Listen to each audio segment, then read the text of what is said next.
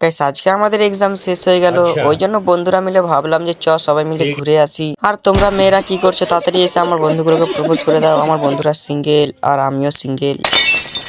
আর প্রায় 10-15 ঘন্টা টোটো চালাবার পর ফাইনালি আমরা চলে এলাম করণদিঘি ইকো পার্ক।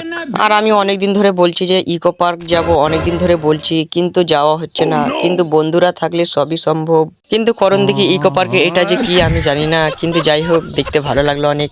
আর আমরা চলে এলাম আই লাভ করণদিঘিতে। আর হালকা করে ফটো ভিডিও করে নিলাম, কেননা অনেকদিন পর এসেছি। কিন্তু এদিকে আমার বন্ধুরা পাহাড়ের উপরে উঠে জাউরামি করছিল। আর আমার বন্ধুদের দেখে আমিও পাহাড়ের উপরে উঠে গেলাম। আর কি বলবো, এখান থেকে পুরো অসাধারণ লাগছিল। আর আমরা ইকো পার্ক এসেছি, চান যদি না করি তো হয়, ওই জন্য বন্ধুদের সাথে হালকা করে চান করে নিলাম। বন্ধুদেরকে বললাম যে অনেক চান করলাম, অনেক ঘোরাঘুরি করলাম, এবার বাড়ি যাওয়া যাক। আর আমরা সবাই বন্ধুরা মিলে এনজয় করতে করতে যাচ্ছিলাম।